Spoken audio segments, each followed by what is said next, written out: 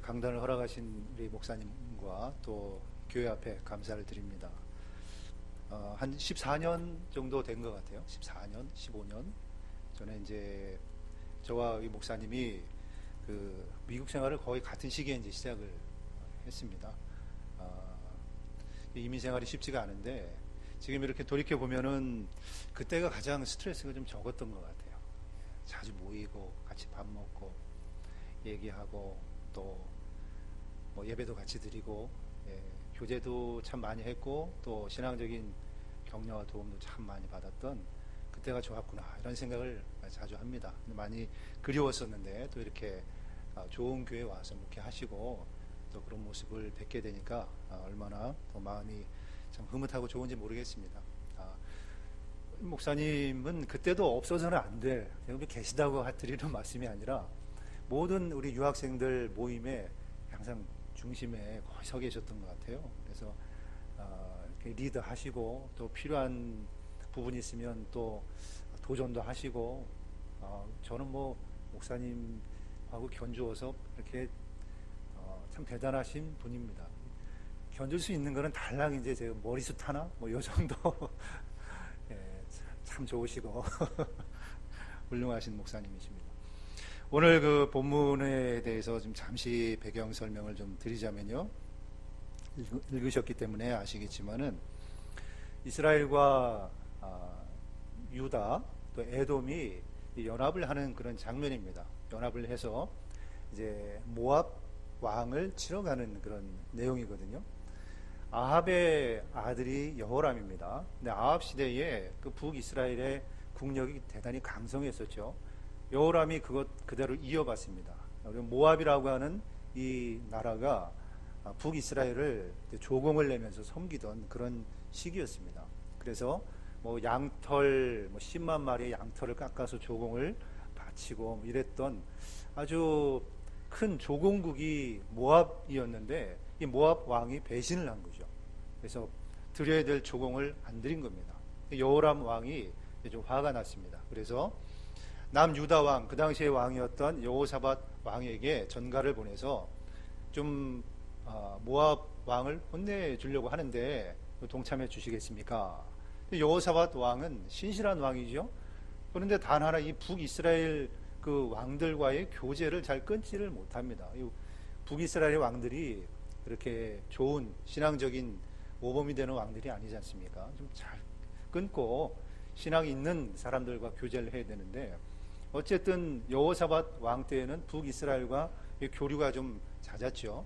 그래서 뭐 내 말은 당신 말이고 내 백성은 또 당신 백성이고 내가 가서 도와주겠습니다 해서 이제 도와주게 됩니다. 거기에다가 에돔이라고 하는 나라까지 연합을 해서 이 세 연합 국가가 모압을 치러 이제 올라가는 장면인데요. 한 7일 정도 길을 갑니다. 가다가 에돔 땅도 지나가고 모압에 거의 이르렀을 때에 한 골짜기에 도착하게 되는데 물이 떨어진 겁니다. 물이. 군사들과 말들이 물을 마시고 또 싸워야 되는데 그게 안 되니까 이것은 패전이 아주 확실시되는 그런 상황에 놓이게 된 거죠. 다시 돌이키자니 벌써 7일이나 왔습니다. 물이 없는 상태에서 다시 이제 돌아가기가 아주 힘이 든 거죠. 만약 이 사실을 그 모압 왕이 미리 알면 즉시로 침공해 올 것이고 패전은 너무나 이제 분명한 그런 상황이 되는 겁니다. 이때 여호사밧 왕이 그래도 신실한 왕이니까 하나님의 사람이 혹시 있습니까? 추천을 받는데 엘리야의 제자였던 엘리사가 있다라고 추천을 받습니다. 당장 내려가자. 그 사람은 훌륭한 하나님의 사람이다. 그래서 내려가서 조언을 구하죠. 근데 엘리사가 여호사밧 왕이 신실한 걸 알았지만 여호람은 아주 엘리사가 못마땅해 했기 때문에 신앙이 거의 없는 왕이니까 도와주지 않고 싶었으나 여호사밧 왕 때문에 도와줍니다. 하나님 앞에 기도를 올리고 기도 응답을 받는데 개천을 많이 파라 그러죠. 우리가 이제 많이 들었던 그런 문장 아닙니까? 개천을 많이 파라. 하나님께서 물을 주시겠다. 골짜기에 물을 가득 채워주시겠다 말씀을 하시는데, 그런데 말씀이 좀 야릇합니다. 17절 말씀을 보시면은 여호와께서 이르시기를 너희가 바람도 보지 못하고 비도 보지 못하되 이 골짜기에 물이 가득하여, 이렇게 되어 있습니다. 골짜기에 물이 가득할 것인데 바람이 없을 거라 그러죠. 비도 없을 거라 그럽니다. 비가 오려면 바람이 불어와 구름도 몰고 오고 비가 내려야 그 당시에 이제 골짜기에 물이 채워질 거 아닙니까? 그런데 그런 게 없을 거랍니다. 그런데 골짜기에 물은 가득할 거라고 그렇게 얘기하죠. 그래서 개천을 많이 팔아. 납득이 잘 안 되지만은 어쨌거나 지금은 방법이 없으니까 개천을 많이 팝니다. 그날이 다 지나고 그 밤이 지나도록 아무런 소식이 없죠. 근데 아침이 되니까 물이 어디선가 흘러오기 시작하고 그 골짜기가 가득 메우게 되죠. 그 골짜기에 가득한 물이 과연 그것이 어떤 종류의 물인가에 대한 착각을 일으킴으로 말미암아 이 치러 갔던 모압 왕과 군사들이 그 상황을 오해하고 침공을 하는 것을 역공을 해서 모압을 제압해 버리는 그런 상황. 결국은 이제 승리까지도 하게 되죠. 그런 내용이 이제 간략적인 개요입니다. 이 말씀을 통해서 우리가 좀 생각해 볼 수 있는 것은 하나님의 일하시는 방식이죠. 하나님께서 어떻게 일하시는가 하는 부분에 대해서 아주 일반적인, 제가 보기에는 하나님은 이렇게 일하신다라고 하는 아주 일반적인 일하심의 방식을 말씀을 하고 계십니다. 그 첫 번째가 뭐냐면 하나님의 일하심의 방식은 첫 번째 명제가 사람의 생각과는 다르다 하는 거죠. 그래서 제가 여기서 하나님의 일하시는 일반적인 방식은 이것입니다라고 소개하는 것이 틀렸다는 거죠. 그러니까 하나님의 일하심의 방식은 이렇게 규정화해서 소개하는 그런 방식으로 일하시는 것이 아니라 우리가 이 상황에서 이렇게 역사하실지도 모르겠다라고 생각하는 것과는 좀 일반적으로는 다르게 하나님은 일하시는 경우가 많이 있다는 거죠. 저는 신앙생활을 좀 오래 했습니다. 그 모태신앙이고 신앙생활을 이렇게 쭉 해오면서 나름대로 어떤 영감이라고 하죠. 영적인 감각. 대충 이 상황에서는 이렇게 되겠다. 교회가 이런 일이 있으면 이렇겠구나. 저분이 신앙 상태가 이렇게 얘기하시는 거 보니까 어떻겠구나. 이런 이제 느낌 같은 게 있지요. 대부분은 얼추 좀 비슷합니다. 신앙생활 오래 하신 분들은 이제 그런 느낌이라는 게 있지 않습니까? 근데 개인적인 경우에 어떤 일을 경험해서 이게 어떻게 전개될 것인가 하는 부분에 있어서 이 일이 어떻게 될까 하고 짐작하는 하나님이 이렇게 하실 것 같은데 하는 부분은 맞았던 적이 그렇게 없었던 것 같아요. 내 생각과 하나님이 일하시는 방식이 거의 일치했던 경우가 없었던 것 같아요. 하나님은 참 특별하게 일하시고 인간의 생각을 그 예측을 벗어난 그런 방법으로 일하신다라고 하는 걸 많이 경험하거든요. 오늘도 보게 되면은 개천을 많이 파라 그럽니다. 그리고 골짜기에 물도 가득 주겠다 얘기하시죠. 그 당시에 골짜기에 물이 가득 채워지려면 어떤 방법이 있겠습니까? 생각을 해보면 하늘에서 비가 와야죠. 그 방법 외에는 골짜기에 그 판 개천에 물이 채워질 방법이 없는 겁니다. 군사들이 많이 팠죠. 갈증이 나는 상태에서 개천을 많이 팝니다. 그리고 그걸 이제 그게 메워지기를, 물로 채워지기를 기다리고 있는데 어디를 보겠습니까? 하늘을 보자. 하늘을. 비가 언제 올려나? 구름이 좀 몰려 올려나? 저 하늘 끝을 보면서 먹구름 조각이라도 혹시 있을까 쳐다봅니다. 근데 그날이 다 가는 겁니다. 그날이 다 가고 밤이 되고 큰 절망이 찾아오죠. 아침이 됐을 때에 아침 새벽 무렵에 아주 이른 아침에 물소리가 들린 겁니다. 그 군사들이 다 일어나가지고 드디어 비가 오는가 보다라고 밖을 나가보니까 물소리가 아주 크게 들리는데 비는 안 옵니다. 저쪽 에돔 땅으로부터 물이 몰려오기 시작하는 겁니다. 저쪽 골짜기로부터. 에돔 지역은 지대가 높지 않습니까? 그리고 에돔이라고 하는 단어의 뜻이 불다 그런 뜻이죠. 땅 자체가 우리가 익히 잘 알고 있는 황토 빛깔 땅입니다. 그런 흙이죠. 그러니까 물이 쫙 밀려오는데 붉은색 황토물이 쫙 밀려오는 겁니다. 하나님께서 물을 채우시는데 비가 오게 하시긴 하셨습니다. 근데 어디에 비가 오도록 만드셨냐면 에돔 땅에 비가 오게 하셨죠. 지대가 좀 높으니까 그 물이 다 이쪽으로 밀려온 겁니다. 물을 채우시는 방식이 분명히 우리가 생각하기에는 비가 오는 것 외에는 다른 방법이 없습니다.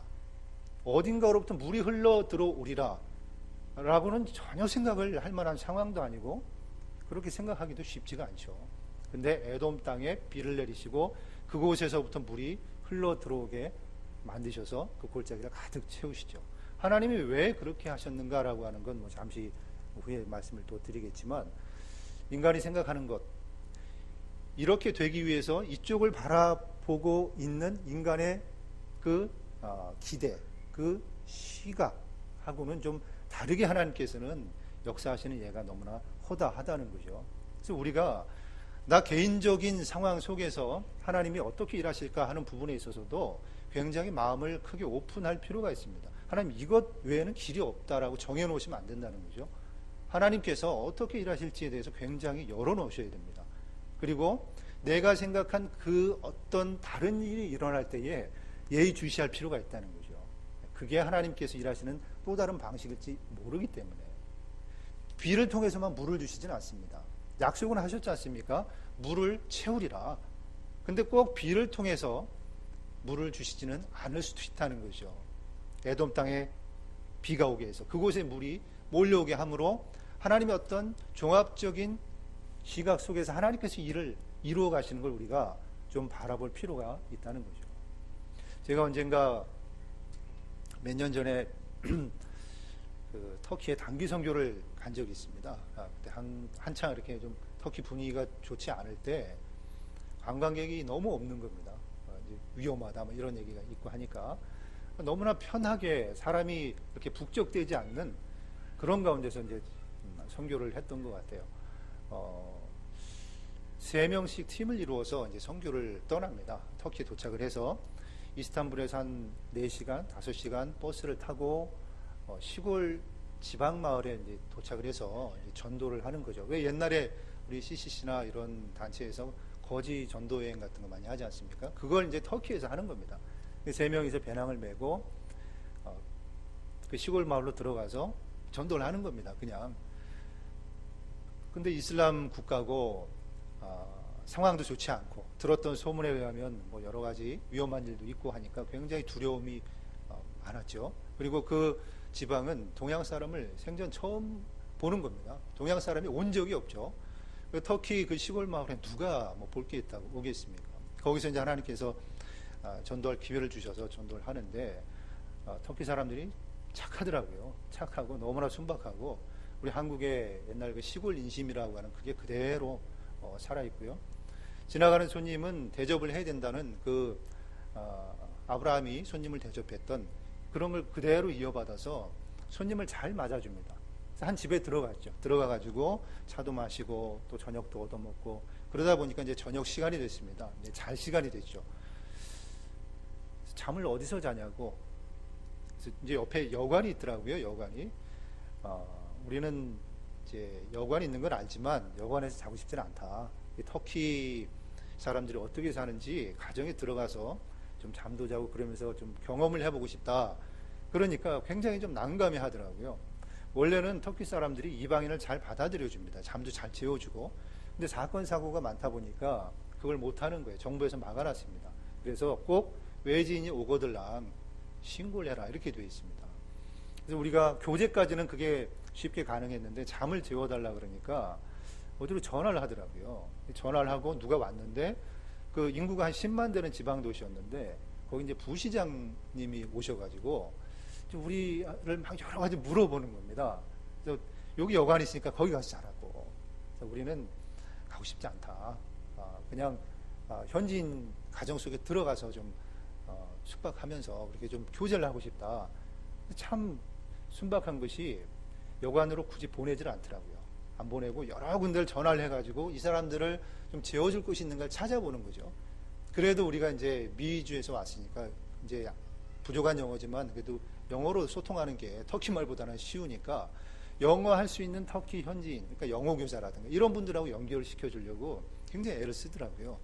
그게 잘 안 되니까 저녁 9시가 되고 이런 상태에서 누가 갑자기 동양인이 와서 잔다고 누가 반겨주겠습니까? 오픈을 안 해주는 거죠.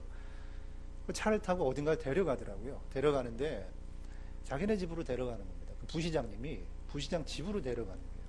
그래서 깜짝 놀랐죠. 큰일 났구나. 현지인 좀 상대하기 편한 가정에 들어가서 그래야 복음 전도를 할 거 아닙니까? 근데 그 기관에서 일하는 사람이잖아요. 행정을 처리하는 사람이고 그러니까 복음 증거를 당연히 막아야 될 사람 집으로 우리를 보내니까 도대체 이게 하나님이 어떻게 하시려고 시장은 아니지만 부시장 집으로 보내서 원천 봉쇄를 하시나 이런 이제 좀 걱정을 했습니다. 하고 이제 하루를 지내면서 우리는 이제 크리스찬인데 좀 기도하고 밥 먹고 싶다. 또 우린 크리스찬인데 그때 이제 노 어머님이 계셨거든요. 다리 관절염을 앓고 있는.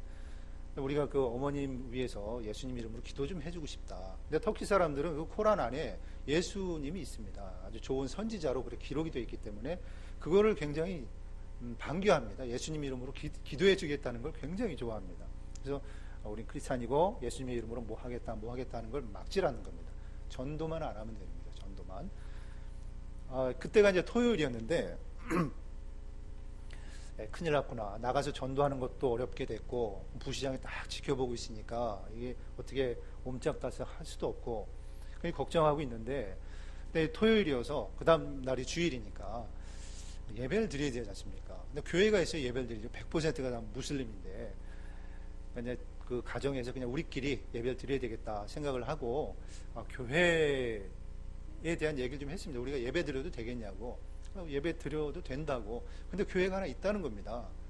무슨 교회가 있냐고 깜짝 놀라서 물어보니까 100년 전에 닫힌 교회가 있다는 겁니다. 그 100년 전까지는 그 터키 안에 아르메니아인이라고 하는 사람들이 많이 살았습니다. 근데 그 아르메니아인들이 러시아하고 좀 내통을 하면서 터키를 배신한 거죠. 그때 한 300만 명이 다 박해당하고 죽습니다. 처형을 당하고 그때 다 쫓겨난 거죠. 다른 종교를 허락을 안 했지만 알메니아인들이 상업적으로 굉장히 큰 이익을 줬기 때문에 알메니아인들 교회는 허용을 다 했거든요. 교회를 아주 근사하게 지어놓은 교회들이 아주 많았습니다. 근데 다 쫓겨나고 그때가 딱 지금으로부터 100년 전 일이었습니다. 100년 동안 교회 문이 닫히고 열리지 않은 교회가 있다는 겁니다. 그래서 구경 좀 하겠다고. 이제 부시장 아들이 군대에서 휴가를 나왔고 그 아들 친구가 영어를 좀 합니다. 그래서 그 두 젊은이들이 우리를 안내를 했죠. 하고 교회를 이렇게 보는데 들어가고 싶더라고요. 그래서 지금 들어가면 안 되겠냐고. 못 들어가는 겁니다. 평소에는 문을 닫아놨기 때문에. 근데 그 부시장 아들이 딱 전화를 하더라고요. 아버지한테. 부시장 정도면 이제 권한이 있으니까 아버지 이분들이 들어가고 싶어 하는데 문 열어줄 수 있냐. 그러니까 조금 있다가 경찰차 한 대가 딱 오더니 경찰들이 내리고 문을 따주고 앞에서 딱 보초를 쓰더라고요. 들어가라고. 시간이 어느 정도 우리가 가질 수 있느냐 마음껏 들어가서 보라고. 들어가서 보니까 너무 잘해놓은 거예요. 아내가 물론 또 뭐 이런 의자나 이런 건 없죠. 다 비어 있는데 아주 예전에 그 참 그곳에 찬양하고 예배드렸던 그런 모습이 생각이 나면서 참 울컥하더라고요. 교회가 이렇게 문이 닫혀 있는 것도 참 마음이 아프고. 그래서 우리가 여기서 예배를 드리자. 그래서 물어봤죠. 부시장 아들에게 예배 드려도 되냐? 드리라고. 근데 이슬람 젊은 사람들은 대부분은 이슬람에 대해서 관심이 없습니다. 성경 코란도 안 읽더라고요. 그리고 밤이면 나이트 클럽 가고 춤추러 다니고 술 마시고 그러더라고요. 그러니까 경계를 안 하는 거예요. 그래서 우리끼리 이제 한국말로 찬양하고 예배드리고 하는데 그 두 젊은이가 오는 겁니다. 와가지고 우리도 좀 같이 예배를 좀 드릴 수 없냐 이렇게 물어보는 거예요. 왜 안 되겠습니까? 웰컴이죠. 그래서 오라고 해서 안 되는 영어지만 영어로 바꿨죠. 바꾸고 설교 내용도 바꿔서 복음에 대해서 쭉 설명을 하고.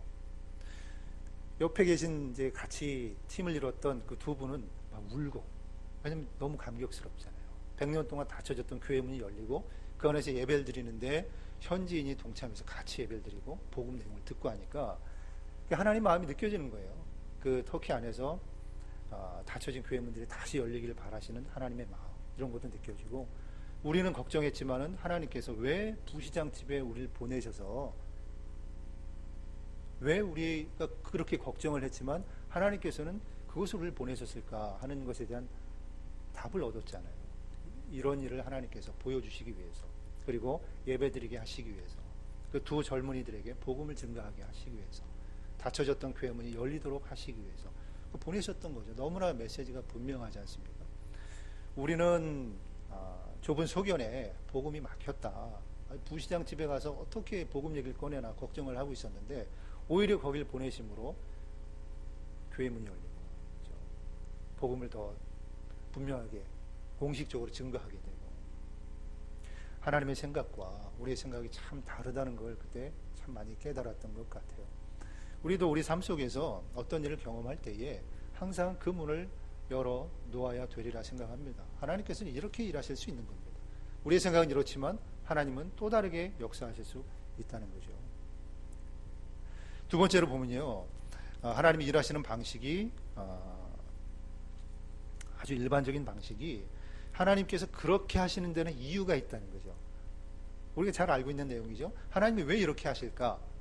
우리가 보통 일상을 살아갈 때에 늘 일어나는 일 속에서는 뭐 달리 생각할 게 없죠. 근데 겪고 싶지 않은 일을 겪거나 특별한 사건을 대하게 되거나 그러면 우리가 당황할 수 있지 않습니까? 그때 하나님은 분명히 거기에 목적을 담고 계신다는 거죠. 오늘 본문을 봐도 왜 그러면 하나님께서 비로 그 골짜기를 채우시지 않고 저 에돔 땅에 비가 오게 해서 그쪽 물을 끌어들이셔서 그 골짜기를 채우셨는가 하는 거죠. 그 물이 그 황토빛 물입니다. 붉은색 물이죠. 붉은색 물. 저쪽에는 이제 모압 정탐꾼들이 나와 있습니다. 이제 이 세 연합 국가가 치려고 하는 모압의 정탐꾼들이 딱 보고 있는 거죠. 근데 아침에 딱 보니까 갑자기 뭔가 흥건하게 물 같은 게 있는데 그게 다 핏빛인 거죠. 핏빛. 붉은 색깔인 겁니다. 그래서 이 사람들이 생각하기에 저거는 피다. 이렇게 생각을 하는 겁니다. 왜 그러냐 하면은 이 에돔과 북이스라엘과 남유다가 이렇게 연합했던 적이 별로 없습니다. 언제나 앙숙이었죠. 북쪽과 남쪽에 이스라엘 유다는 늘 거의 싸웠지 않습니까?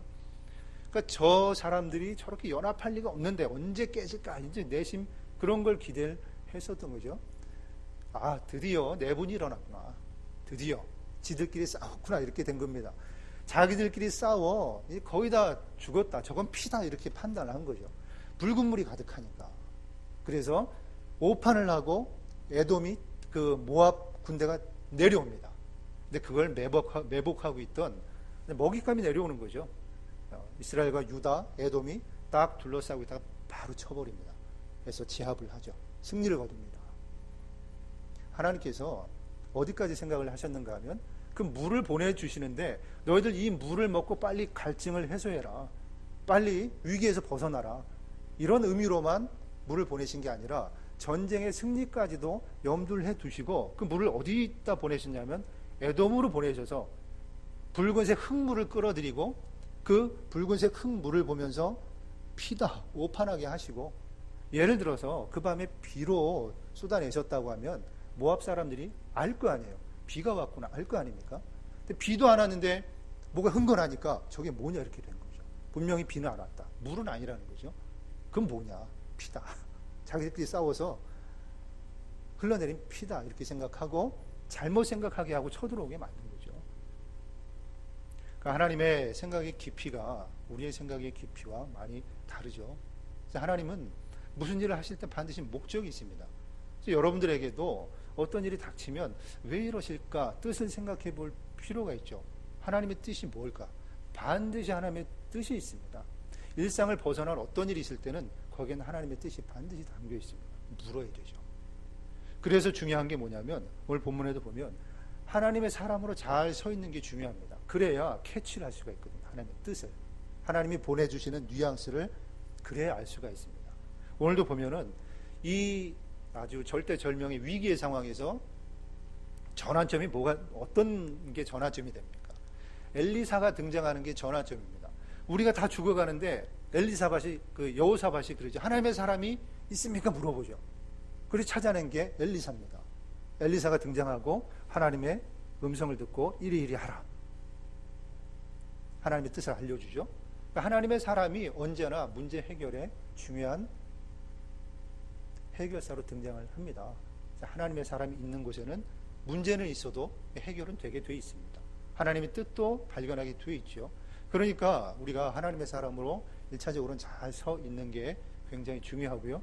내가 좀 급박스러운 상황에 닥치게 되면 하나님의 음성이나 뜻을 주셔도 잘 캐치를 못할 때가 있습니다. 이게 이것 같기도 하고 이게 저것 같기도 하고 마음이 급하니까 판단을 잘 못 내릴 때도 있죠. 그럴 때는 주변에 신실한 신앙인을 통해서 반드시 하나님께서 말씀을 하십니다. 목사님을 통해서 교회에 주변에 내가 늘 신앙적으로 의지했던 그런 성도들을 통해서 반드시 말씀하시거든요. 어떤 일에 대해서는 또 어떤 당황스러운 사건에 대해서는 내가 하나님의 사람답게 일관성을 좀 흐트러뜨리지 않고 급하더라도 좀 마음에 염려가 되고 때로는 하나님에 대해서 상처를 받고 그렇더라도 그 일관적인 자세를 흐트러뜨려 버리면 여러분 내 영혼이 당황하게 됩니다. 그래서 하나님의 뜻을 잘 못 잡을 수가 있죠. 근데 그건 그럴 때가 있지 않습니까? 우리 연약하니까 그때는 주변의 사람들을 통해서 하나님이 말씀하시죠. 신실하신 목사님 계시고 성도들 계시고 우리 중직자들 통해서 또 말씀하실 수도 있고 그렇다는 거죠. 하나님의 사람이 어떤 사건 속에서는 굉장히 중요합니다. 그리고 이렇게 역사하시는 하나님의 일반적인 역사의 모습 속에 우리가 또 중요하게 취해야 될 태도는 예배를 굉장히 소중하게 여겨야 된다는 거죠. 물이 언제 밀려오게 되냐면요. 그 20절 한번 보실까요? 20절 보면 아침이 되어 소재 드릴 때에 물이 에돔 쪽에서부터 흘러와 그 땅에 가득하였더라. 물이 언제 흘러오게 되냐면 이 소재 드릴 때에 아침에 일어나서 소재를 드리는데 소재라고 하는 건 피의 제사가 아니죠. 곡물로 드리는 피가 없는 제사입니다. 그러니까 다른 제사에 비해서는 좀 간편하죠. 꼭 정식적인 예배가 아니어도 됩니다.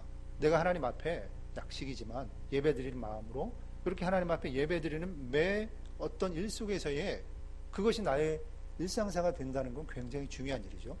이 예배를 누가 제안했겠습니까? 여호람이 제안하진 않았겠죠. 신앙의 왕 여호사밧이 제안했겠죠. 우리 아침에 예배 드립시다. 왜 제안했겠습니까? 그는 예배의 사람이니까 늘 예배 드렸겠죠. 간단하지만 소 잡고 양 잡고 이런 건 아니지만 곡물 가져다가 하나님 앞에 예배 드리는 겁니다. 여호사밧이 예배를 드리는데 물이 밀려오는 겁니다. 타이밍상 절묘하지 않습니까? 예배 드리는데 물의 응답이 옵니다. 여호람은 감격하지 않았겠죠. 단지 물만 보고 좋아했겠죠. 근데 여호사밧은 역시 살아계신 하나님이구나. 예배를 드리는 중에 역사를 보니까 하나님에 대해서 감격하게 되고 영광을 돌리게 되는 거죠. 예배 드리는 자가 하나님의 일을 봅니다.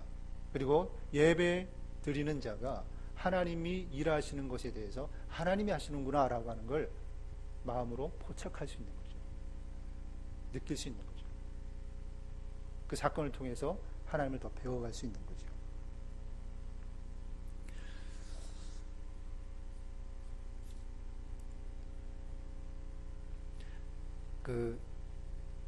LA 그 근처에 보면 산타모니카라고 하는 데가 있습니다. 저도 어떤 목사님에게 들은 얘기인데 산타모니카로 목사님들이 이제 야유회 비슷하게 갔습니다. 재밌게 놀고 근데 한 목사님이 반지를 잃어버리십니다. 반지를. 지금 장소만 바뀌어서 이런 예를 들어보신 수도 있겠지만 반지를 잃어버리신 거예요. 반지 자체를 잃어버린 것보다도 반지를 잃어버린 사실을 사모님에게 들킨 그 상황 자체가 너무 두려운 거죠. 집에 들어가면 난리 났다. 큰일 났다. 어떡하나. 같이 갔던 목사님들한테 우리 좀 모이자고. 아무리 찾아봐도 없으니까 그 모래밭에서 잃어버린 반지를 어떻게 찾겠습니까? 예배 좀 같이 드리자고. 예배의 의도가 조금 약간은 불편하기도 하지만은 너무 이제 마음이 급하니까 하나님께 도움을 구하는 절박한 심정으로 예배를 드리고 다시 한번 찾아봅시다. 근데 저기서 뭐가 반짝하는 게 보였다는 거죠. 설마 하고 가서 보니까 그 반지가 그 모래에 탁 박혀 있는 게 보이더라는 겁니다. 그래서 어려움이 있으면 반지를 잃어버리면 예배를 드리라. 이렇게 이제 얘기를 하고 다녔다는 그런 얘기를 제가 들은 적이 있습니다. 여러분, 예배에는 신령한 역사가 분명히 있습니다. 우리 예배를 통해서 하나님을 바라볼 때에 그 우리에게 주어진 여러 가지 삶의 모습 속에서 반드시 하나님 더 크게 돕는 손길로 역사하신다는 거죠. 예배자의 마음을 가져야 되고요. 예배 드리기를 기뻐하셔야 되고 모든 예배는 참석하는 게 좋습니다. 그것이 우리 교회에서 진행되는 예배도 마찬가지지만 가정 예배도 굉장히 소중하게 드리셔야 되고요. 또 어려움이 있고 좀 당황스러운 일이 있으면 예배 드립시다. 이렇게 하는 건 굉장히 좋은 습관이죠. 하나님의 역사가 반드시 있습니다. 하나님은 예배자를 찾으시지 않습니까? 말씀을 마치겠습니다. 오늘 하나님의 일하심의 방식에 대해서 아주 일반적인 우리가 예를 한번 말씀을 통해서 생각을 해봤습니다. 하나님의 일하심의 방식은 우리가 생각하는 상식과 일반적인 케이스를 좀 넘어서는 경우가 많이 있다. 그리고 우리가 좀 당황스러울지라도 그 사건과 여러 가지 일들 속에서는 반드시 하나님의 뜻하심이 숨어 있다. 그걸 꼭 캐치를 해야 된다는 거죠. 꼭 찾아내야 된다. 그리고 하나님의 일하심이 이러하기 때문에 하나님의 사람으로 우리가 서 있는 거 굉장히 중요하고요. 주변에 하나님의 사람들의 그들을 통해서 나에게 주시는 메시지를 잘 듣는 것도 굉장히 중요하고요. 그리고 예배를 소중히 여기시는 자에게 하나님의 큰 은혜가 있다는 것입니다. 여러분, 여호람은 죽을 뻔했습니다. 여호사밧 때문에 살았습니다. 여러분이 죽어가는 주변에 많은 여호람들에게 여호사밧 같은 그런 존재들이 되시길 바라고요. 하나님의 역사와 하나님의 일하심에 대해서 민감해서 하나님과 늘 함께 동행해 가시는 우리 귀한 성도들 되시기를 주의 이름으로 축복을 드립니다. 기도하겠습니다.